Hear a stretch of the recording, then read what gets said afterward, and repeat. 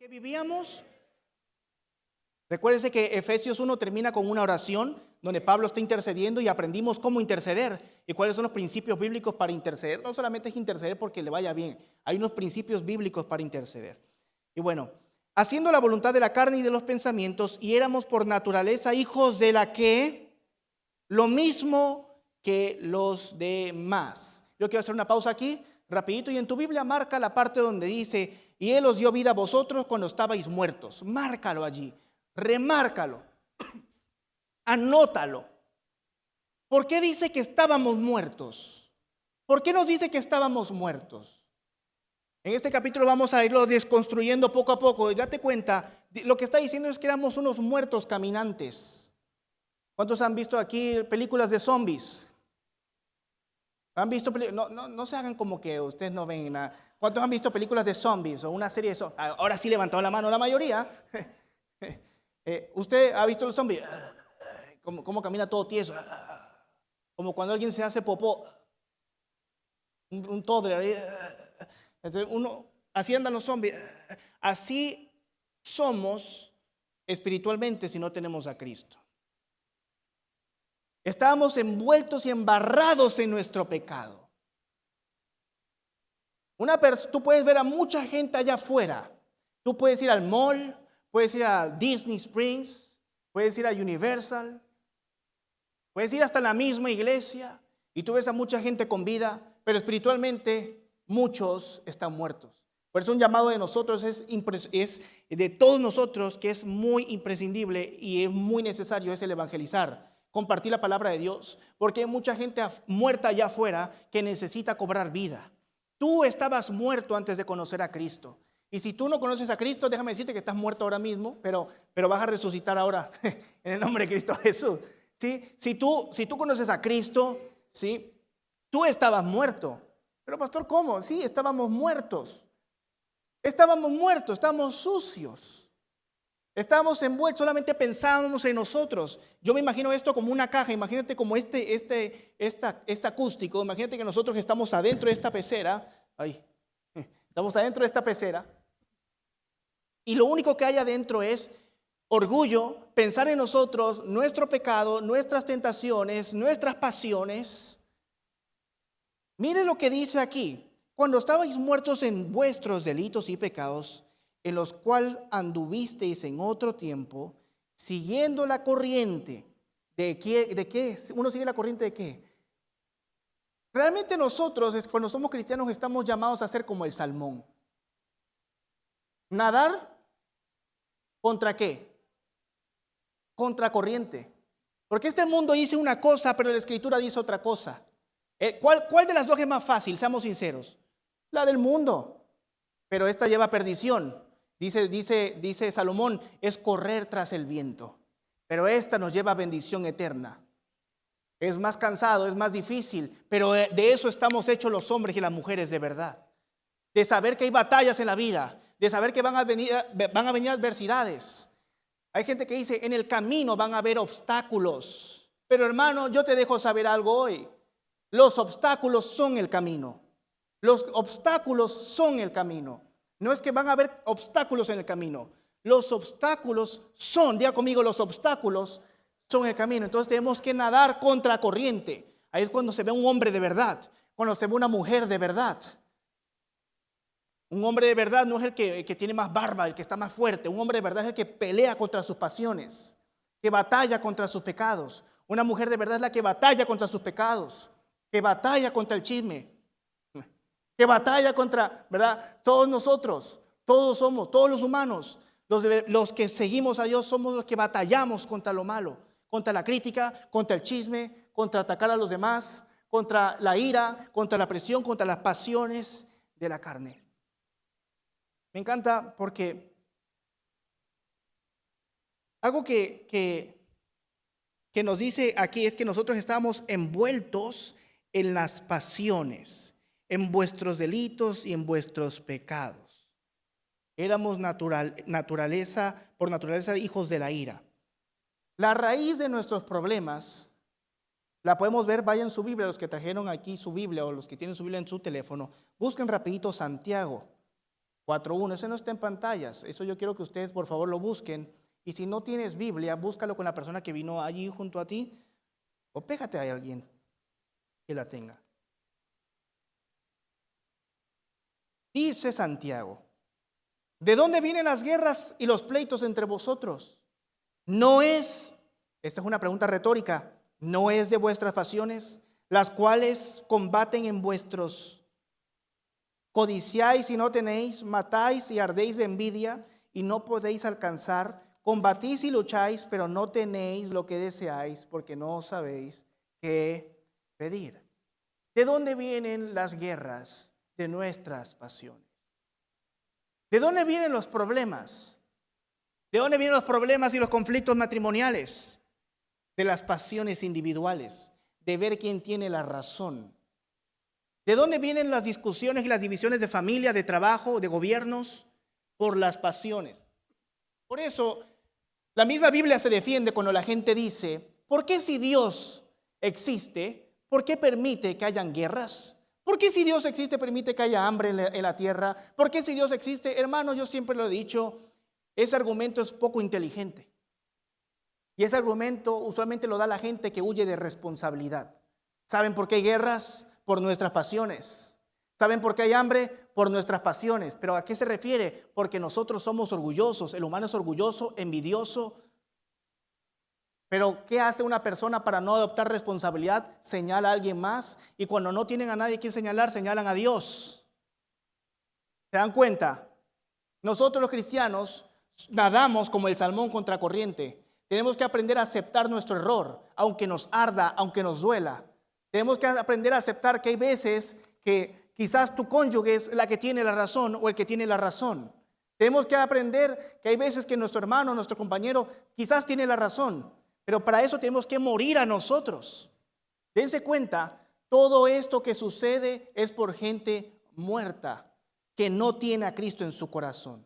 Cuando Cristo nace en uno, Cristo resucita en tu vida, te vuelve a la vida. La raíz de nuestros problemas, ¿cuál es? Para que lo anotes. ¿Cuál es la raíz de nuestros problemas? Nuestras pasiones. Eso significa que son nuestros pecados. Todos aquí somos apasionados. Todos aquí perseguimos algo. Y mientras que nosotros permitamos, escúcheme bien, porque usted puede que venga a la iglesia, puede que usted conozca de Dios hace mucho tiempo, pero si usted sigue permitiendo que las emociones lo dominen usted o la dominen usted, usted es un zombie, usted es una zombie. Y vamos a ser como los de Walking Dead.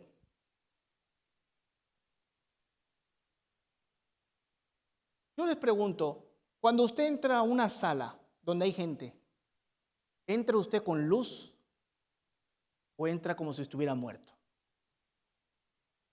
¿Cómo es la templanza de tu cara cuando conoces a un cliente? ¿Te ven como los demás vendedores o ven a alguien con vida? Tú puede que estés enfermo, pero aunque estés enfermo, no que la luz de tu cara no se te puede ir. Porque Cristo es el que alumbra tu cara.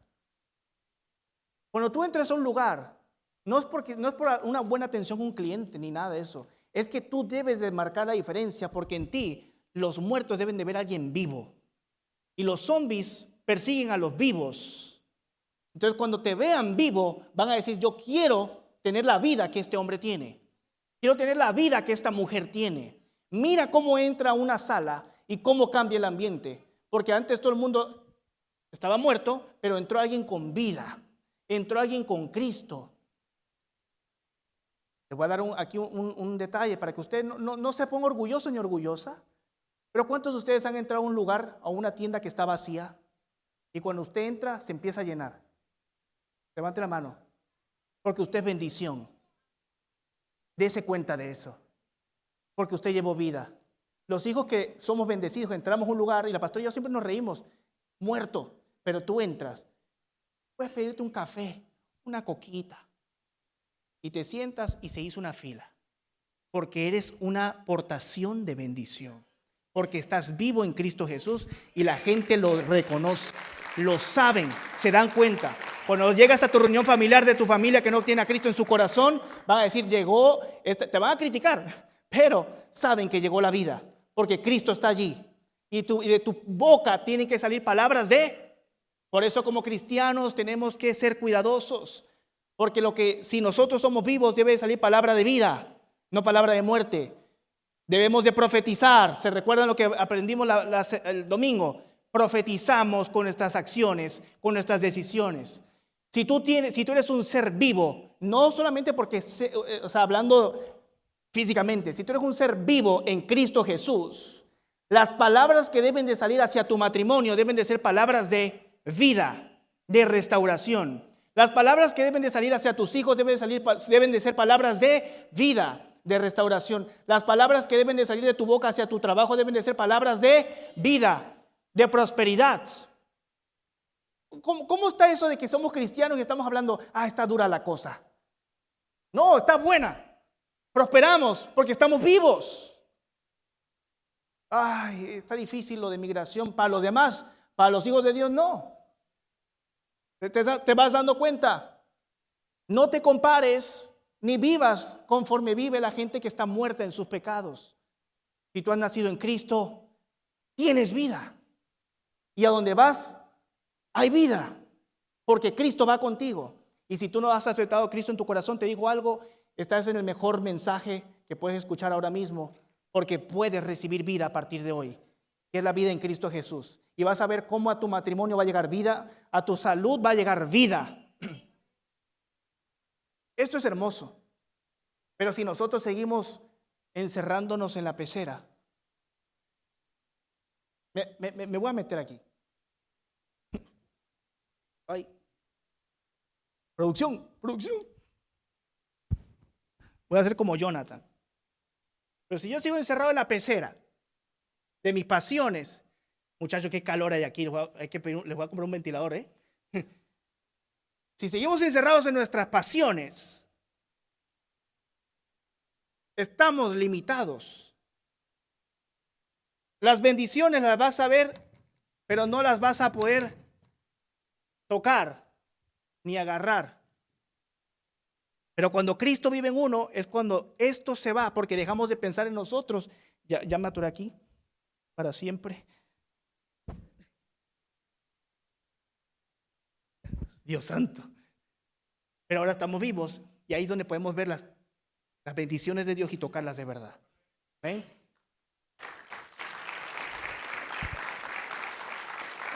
Pero Dios, que es rico en misericordia por su gran amor con que nos amó, aún estando nosotros muertos, ¿en qué estábamos? Nos dio vida juntamente ¿con quién? ¿Con quién nos dio vida? ¿Qué dice ahí? Dígalo fuerte, por favor. Y juntamente con Él nos resucitó y asimismo nos hizo sentar en los lugares celestiales con Cristo Jesús, para mostrar en los siglos venideros las abundantes riquezas de su gracia en su bondad para con nosotros en Cristo Jesús. Date cuenta, Jesús te da vida porque todo el tiempo, en todo siglo, va a seguir demostrando que hay bendiciones. Dios se muestra en la gente bendiciendo a su propia gente. ¿Me escuchaste? Dios se refleja a las demás personas bendiciendo a su pueblo. Porque uno dice, yo te envidio, quiero lo que tú tienes. No es dinero. Podrán pensar que es tu dinero, podrán pensar que es tu esposa, tu esposo, podrán pensar lo que quieran, pero la respuesta tú le vas a decir, es Cristo. Es Cristo. No hay otra explicación. Es Cristo. Como humanos estamos buscando siempre la explicación humana o el método humano, pero no hay explicación más allá de que sea Cristo. Dios te va a bendecir porque le va a demostrar a los demás que Él los puede bendecir, así como te está bendiciendo a ti. Ahora, veamos esto. Por gracia habéis sido salvos. Esto es, présteme atención para que usted defienda su fe. Algo que nos diferencia de las demás religiones es la gracia. Algo que nos diferencia de todas las demás religiones es la gracia. Nosotros no tenemos que comprar el cielo. Tú no entras al cielo por portarte bien. Tú no entras al cielo por cumplir con procesos de religión. Tú no entras al cielo por buenas obras. A nosotros se nos enseñó mucho tiempo por las buenas obras, porque usualmente así se hizo el catolicismo, ¿verdad?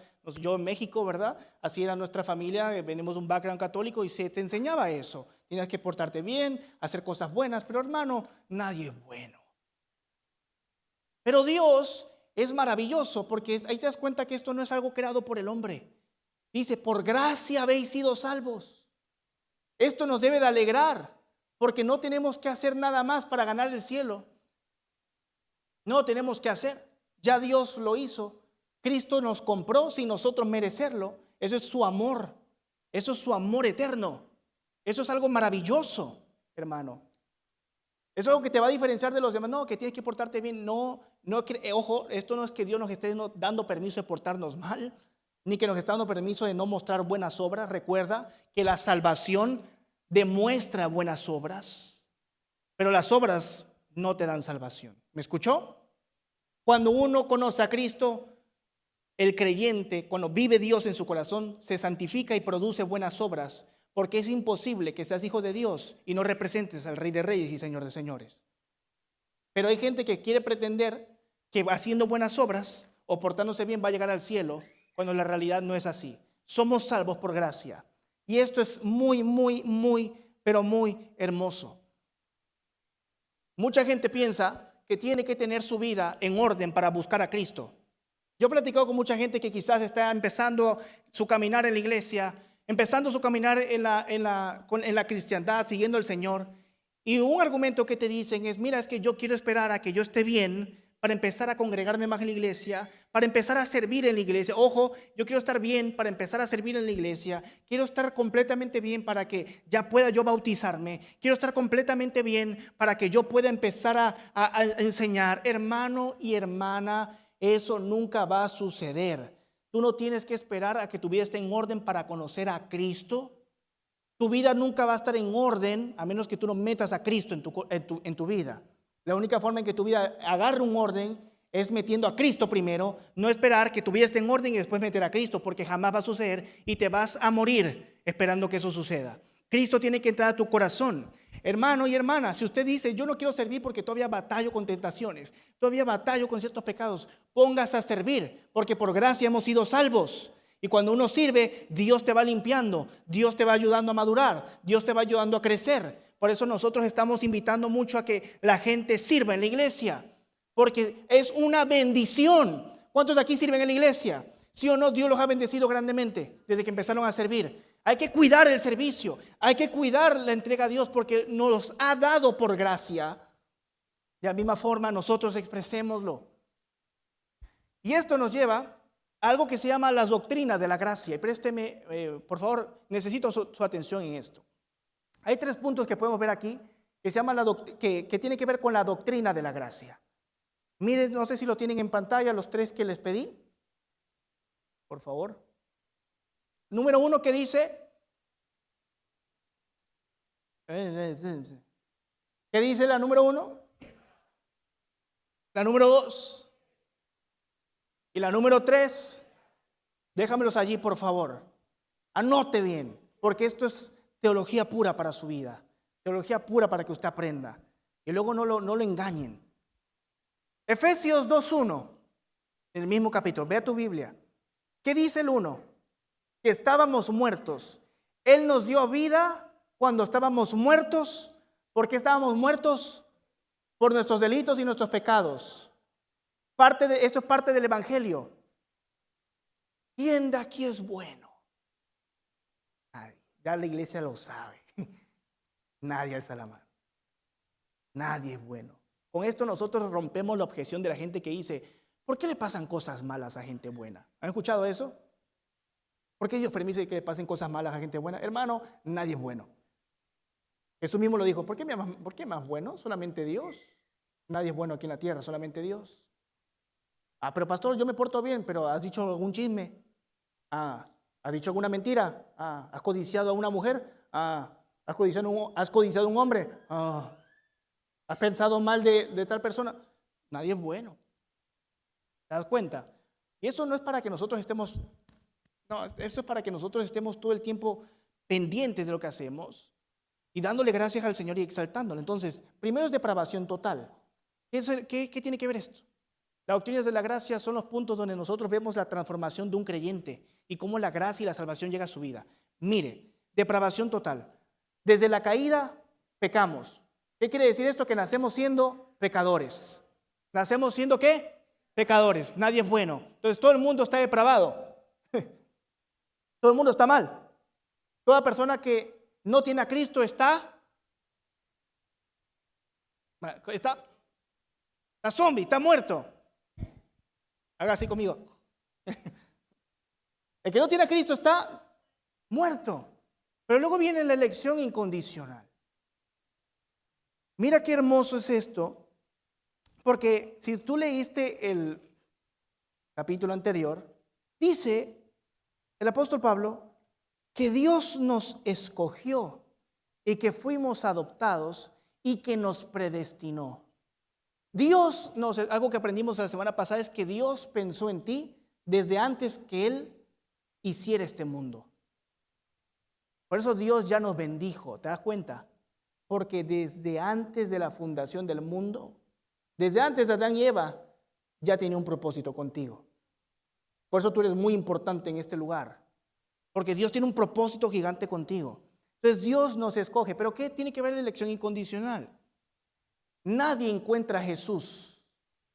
A veces se nos ha predicado o hemos aprendido que nos dicen, mira, encontré a Cristo.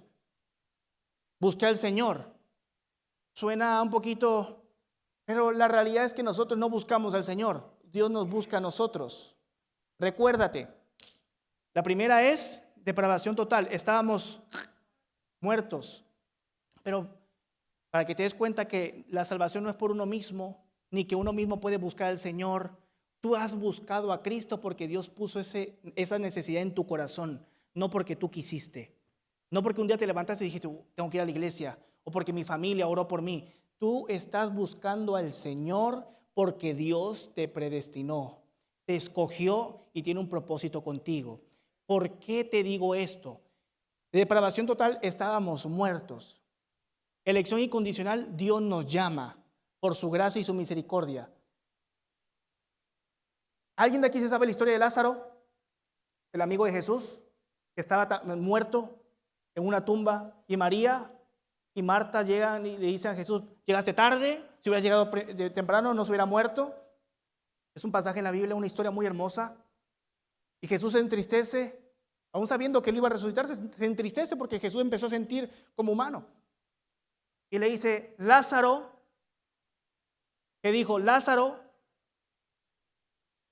los muertos no pueden ir a la vida por sí solos. Por eso se llama elección incondicional. Y esto es teológico. Los muertos no pueden ir a la vida por sí solos. Lázaro nunca pudo haber, por más que fue un hombre de fe, nunca pudo haber resucitado si no hubiera habido una intervención divina. ¿Le vas cachando?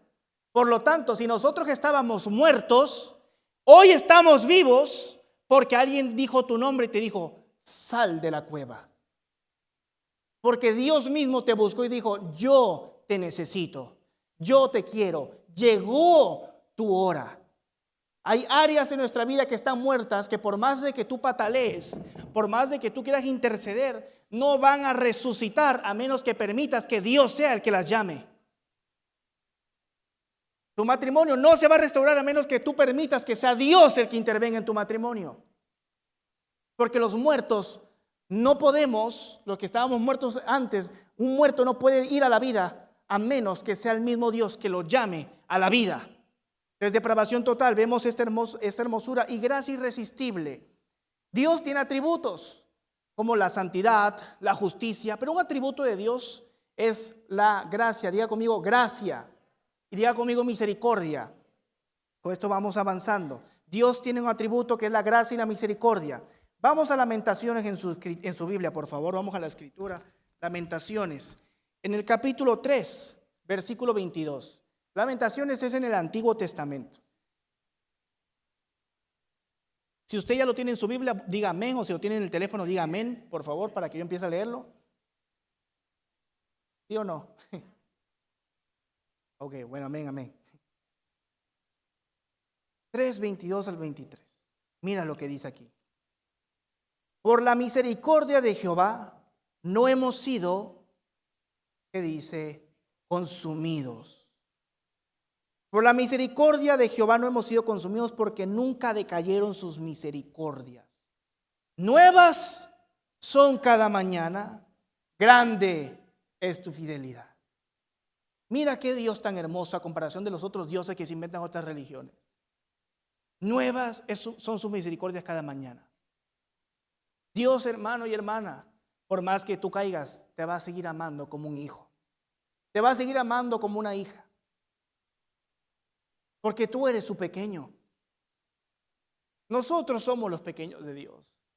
Y si usted tiene hijos y es padre, creo que como padres podemos comprender que por más groseros que sea un hijo, darías la vida por ellos. Y creo que con una mirada de tu hijo o de tu hija puedes decir, te voy a bendecir sea como sea. Dios nos mira, aunque somos adultos, a veces se nos olvida que seguimos siendo hijos y somos los pequeños de Dios y su misericordia está con nosotros. A pesar de que nosotros hemos fallado, siempre nos ha amado. Envió a su Hijo a morir por nosotros. Lo único que está esperando Dios es tu respuesta, porque Dios te está llamando. Lázaro, ven. Pero ahora cuando cobras vida y abriste los ojos, tú decides si te pones de pie y lo sigues o te quedas en la tumba. Dios te está llamando hoy. Di tu nombre en voz alta. Dilo hoy, di tu nombre en voz alta. Abraham, ven. Samuel dijo por allá, ven. Dios te está llamando, hermano. Qué maravilla. Entonces, estábamos en pecado. Nos escogió. Nos llamó. Y todo es porque su misericordia todas las mañanas se renueva. Todas las mañanas son una oportunidad para que tú cambies el destino de tu vida y de tus generaciones. Cada mañana levántate y exalta al Señor. Mira el cielo pintado. O si está oscuro como hoy, mira el cielo oscuro, la neblina. Y di, qué hermoso y qué maravillosas son tus obras, Señor. Este nuevo día voy a salir adelante porque tengo vida. Tú tienes una vida. Somos vida, tenemos vida por medio de Cristo Jesús. Ya para ir terminando, date cuenta de lo que dice Efesios 2:8. Porque por gracia sois salvos por medio de la fe, y esto no es de vosotros, pues es don de Dios. No por obras, lo que dice, no por obras. Recuerda que nada es por obras, en la elección incondicional, nada es por obras, para que nadie se gloríe. Doctrina de la gracia, date cuenta, la gracia es lo que abunda aquí en nosotros por medio de Cristo Jesús. Porque somos hechura suya, creados en Cristo Jesús para buenas obras, las cuales Dios preparó de antemano para que anduviésemos en ellas. Y ya voy terminando, pero me gustaría que me apoyen con una imagen aquí del templo. Vamos primero al versículo 11. Por tanto, acordaos de que en otro tiempo vosotros los gentiles, en cuanto a la carne, erais llamados incircuncisión por la llamada circuncisión hecha con mano en la carne. Recuerden que los judíos eran circuncidados desde Abraham. Era un pacto para demostrar que eran parte del pueblo de Dios. Aquí hubo un problema y Pablo lo está mencionando. ¿Saben por qué? Porque cuando Cristo resucita y los apóstoles empiezan a predicar, los judíos empezaron a meter, y habían judíos que aceptaron a Cristo y habían judíos que no lo aceptaron hasta el día de hoy. Pero hubieron judíos que decían, si ellos van a ser parte del pueblo, tienen que hacer lo que nosotros hacíamos. Y empezaron a circuncidar a los hombres adultos. Imagínense, un hombre adulto, qué pasado, ¿no? Que bebé todavía ni te acuerdas del dolor, pero de adulto, se te va lo cristiano ahí, creo yo. Y los empezaron a circuncidar. Pablo tuvo que enviar una carta donde dijo, no es necesaria la circuncisión, porque la circuncisión es del corazón. No es que nosotros no andamos circuncidados ni nada, Eso se llama legalismo. Y el legalismo ha existido desde siempre. Por eso tú vas a algunas iglesias y dicen, tú tienes prohibido hacer esto, tienes prohibido cortarte el cabello, tienes prohibido usar un pantalón, tienes prohibido, no hay fundamento bíblico, es simplemente legalismo. ¿Me explico? Entonces, en aquel tiempo estabais sin Cristo, alejados de la ciudadanía de Israel y ajenos a los pactos de las promesas, sin esperanza y sin Dios en el mundo. En aquel tiempo estabais sin Cristo y alejados de la ciudadanía de Israel. Nota que primero dice estaba sin Cristo y después habla de la ciudadanía. No dice estaba sin ciudadanía y ahora eres ciudadano por Cristo.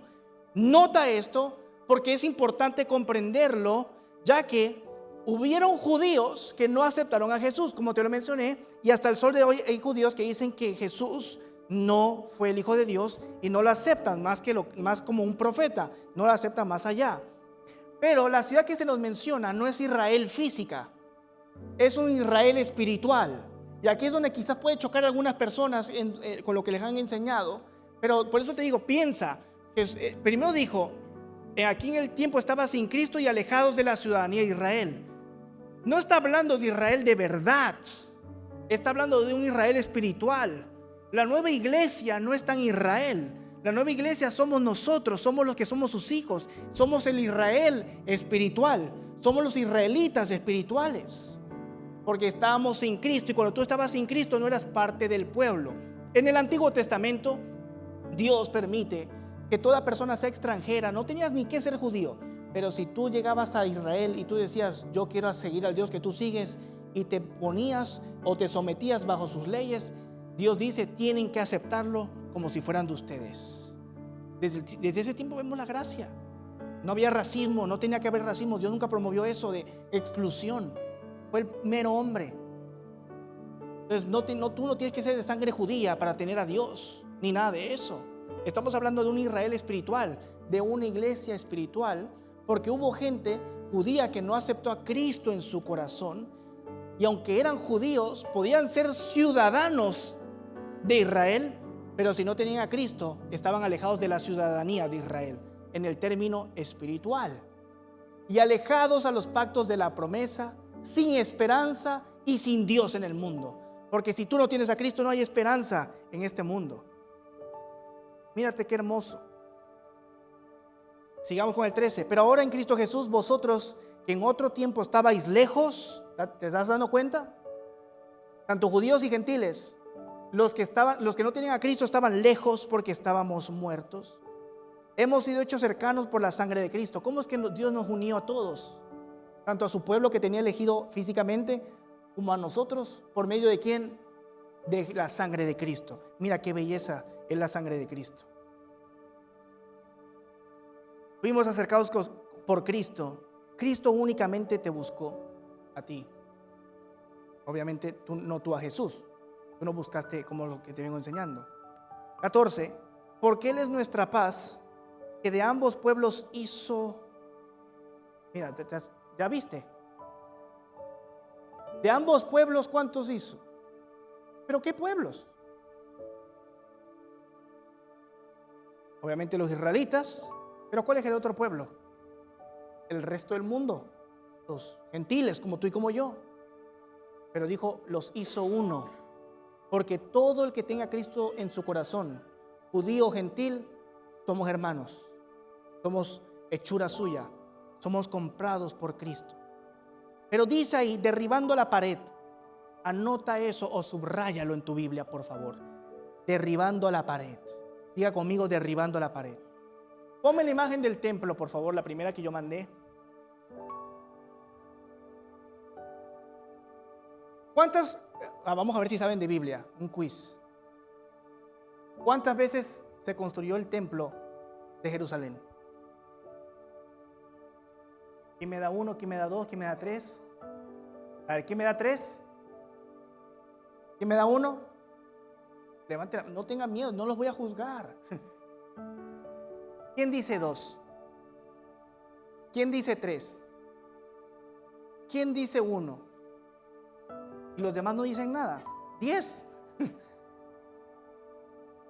Es muy borroso, ¿verdad? Pero Salomón hizo el templo Recuerda que David lo iba a construir, pero Dios le dijo por medio del profeta: no lo vas a hacer, te chavaste. Tu hijo lo va a hacer. Salomón lo construye, es un templo gigantísimo.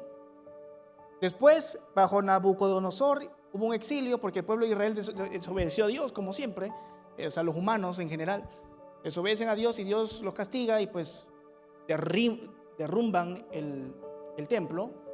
Y luego en Esdras, cuando tú lees el libro de Esdras, puedes ver que el rey, no me recuerdo cuál fue el nombre de este rey, decide que, ok, miren, vayan a construirlo de nuevo.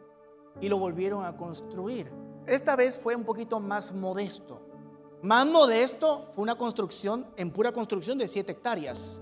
Eso viene siendo cuántas cuerdas o cuántos acres. No sé si alguien me apoya ahí buscándolo ahí la conversión.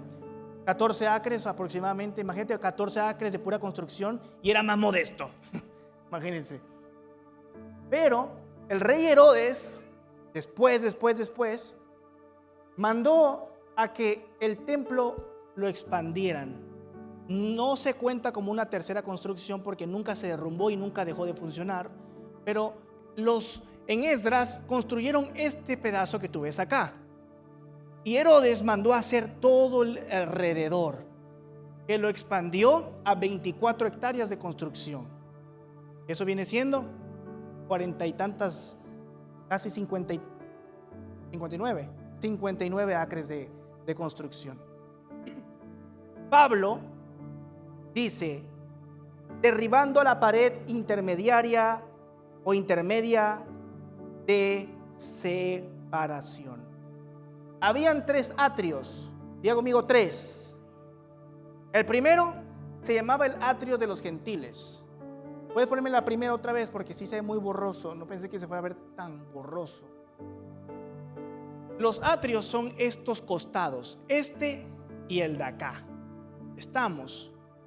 Entonces Herodes dijo: mira, habló con todos los de la sinagoga, vamos a hacerlo grande y que sea un atractivo, porque eso era maravilloso, eso era impresionante. Y que toda persona pueda llegar, y ustedes también tienen una bendición, que cualquier persona que esté interesada en la fe, ustedes lo pueden, ¿verdad?, ganar. Entonces hicieron todo esto y se llamaban el atrio de los gentiles, esas explanadas que tú ves por allí. Toda persona extranjera, o sea, gentil, que no tuviera la fe, podía acceder al templo. Recuérdate que cuando estaba solamente el templo, nadie podía entrar al templo, a menos que sean israelitas, y podían entrar aquí, que ahorita lo vamos a ver. Y donde está el altar no entraba nadie más que no fueran los sacerdotes, porque eso fue orden de Dios. Pero para que los extranjeros y los gentiles vieran, podían venir acá. Y si usted ve aquí, esto es una bardita, son unos muros. ¿Lo ven? Esos son los muros que habla el apóstol Pablo. Porque antes podíamos ver a Dios de lejos. Pero dice que mira qué bonita se ve esa imagen. Se derribaron Ahora hay otro punto. ¿Cuántos atrios te dije que habían? ¿Quién dijo 2 por ahí? Por favor, mi hijo. 3. 1. Y este era el tercero. Se llamaba el atrio de las mujeres, o te voy a decir el otro cómo se llamaba para que es. El atrio de las mujeres o el atrio de los judíos o israelitas. Ahí está, el atrio de las mujeres. ¿Por qué el atrio de las mujeres? Porque podían entrar las mujeres que fueran israelitas o judías, pero solamente tenían permitido el acceso hasta aquí. Recuerden que no había ninguna mujer sacerdotisa ni nada de eso. No existía, solamente eran hombres los que estaban acá, los sacerdotes. Y los hombres que no eran sacerdotes, junto con las mujeres, podían entrar aquí a esta plaza. Y aquí hay un arco, un arco. Y aquí podían entrar y podían estar allí con Dios, alabar a Dios, estar por allí. Y en el templo es el tercer atrio, que era el templo de los holocaustos, donde solamente tenían acceso ahora sí que los de la tribu de Leví, los de la tribu de los sacerdotes. Habían 3 atrios. Pero cuando Cristo está con los discípulos, Pedro le dice: miren, templo. Eso pasó, ¿se sabe en esa parte? El templo. Ellos dicen, mira el templo, Jesús. Y Jesús dice, en 3 días. ¿Qué dijo? ¿Lo voy a qué? Me digan, ¿en 3 días qué? En 3 días lo voy a derrumbar, pero en 3 días lo voy a volver a hacer. ¿Por qué dijo eso Jesús? Porque cuando Él murió, en 3 días resucitó. El templo ya no era físico, ahora el templo era Cristo Jesús.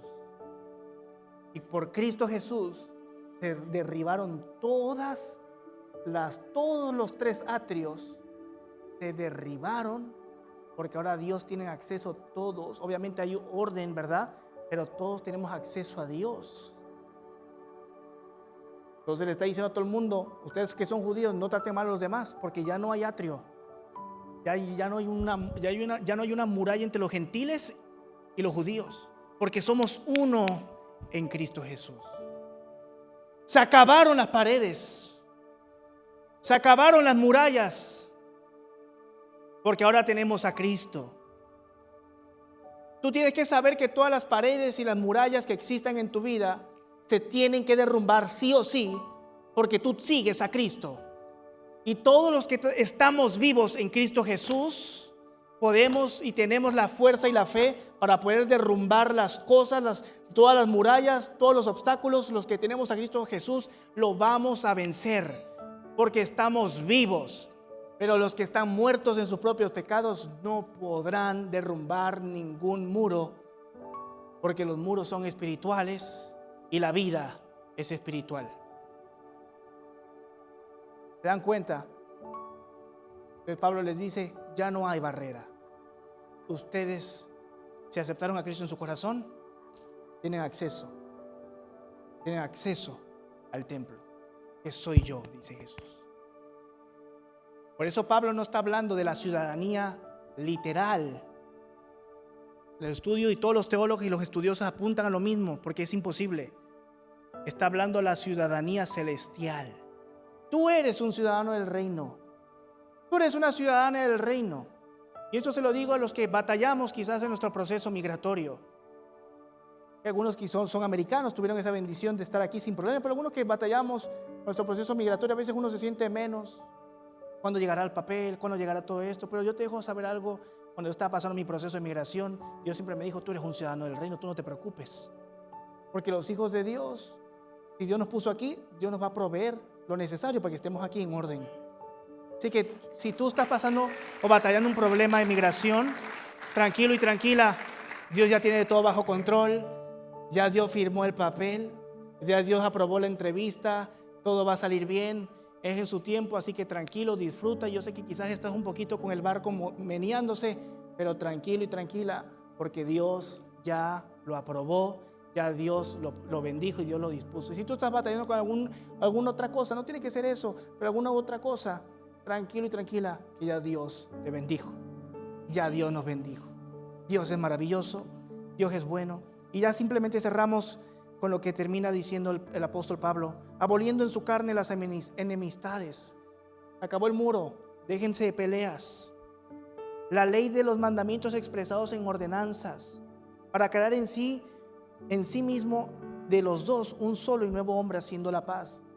Dejen las tradiciones que no son correctas, digamos por lo que dice Dios, lo importante. Y mediante la cruz reconciliar con Dios a ambos en un solo cuerpo, matando en ella las enemistades, de nuevo dice. Y vino y anunció las buenas nuevas de paz a vosotros que estabais lejos y a los que estaban cerca. ¿Te das cuenta? A los que estaban lejos, ¿a quiénes son? Los gentiles. Y los que estaban cerca, ¿quiénes son?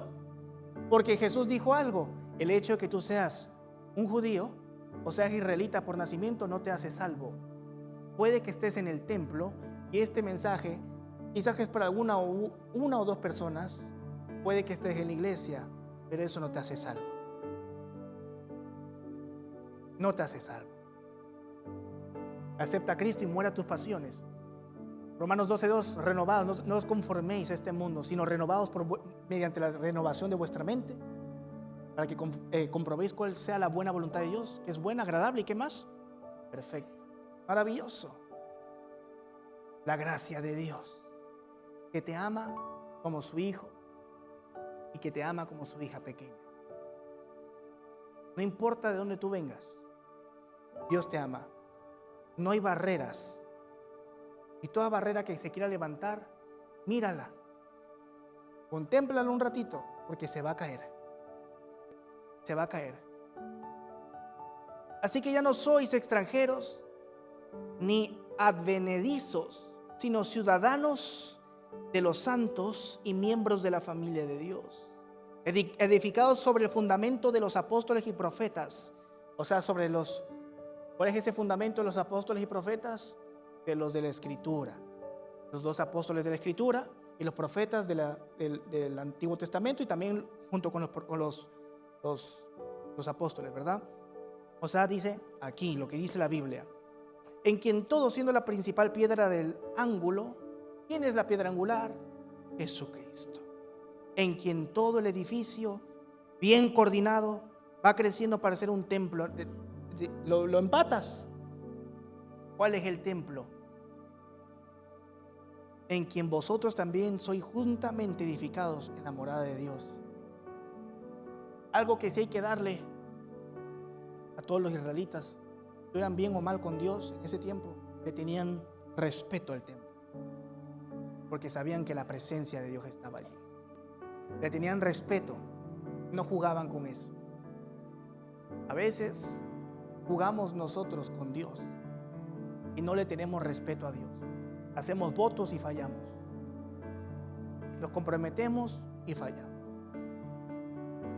Lo buscamos cuando queremos. Cuando nos empieza a ir bien, lo dejamos. Cuando nos empieza a ir mal, lo buscamos.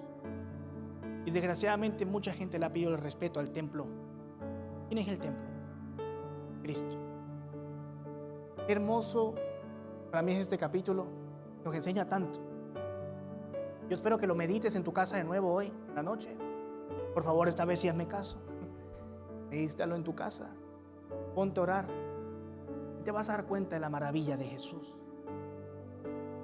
Somos bendecidos porque Cristo ya nos bendijo. La enfermedad ya la pagó. Y tus pecados también. Así que cuando tú sientas que el diablo te habla y te dice: nunca te vas a levantar. Eres un pecador. Eres una pecadora. ¿Cómo te atreves a ir a la iglesia? Con este pasaje, con este capítulo te das cuenta de que su gracia es nueva cada mañana. Que no importa qué tanto tú falles, Él te va a amar. Pero si tú lo amas a Él, te vas a esforzar por cada día fallar menos. Y si un día vuelves a caer, te levantas, oras. Por eso tienes una iglesia, tienes a pastores, tienes a tus líderes. Estamos orando por ti. Te levantas, te reintegras y sigues para adelante, porque el Señor no ha quitado su unción sobre ti. Tú estás ungido. No dejes que el enemigo te meta en la cabeza que por tus errores la unción se te fue. Porque aunque te esté yendo mal y tú vas a un restaurante que estaba vacío y tú compras, es a llenar, porque tú estás vivo, Cristo Jesús. Así que hoy ya te la aprendiste. Te estás dando cuenta porque estás bendecido, y a donde quiera que vas, llevas la bendición del Señor. No te dé miedo de abrir la boca y predicarle a alguien. No te dé miedo de abrir la boca. ¿Saben que a veces hacemos nosotros? No tienes que decirle a la gente: te voy a predicar ahora mismo. No, pero dile: siento en mi corazón decirte que Dios te dice que todo está bien. Y vas a ver cómo hay gente que va a escuchar la voz de Dios a través de ti, porque estás vivo. Póngase de pie y oremos rapidito.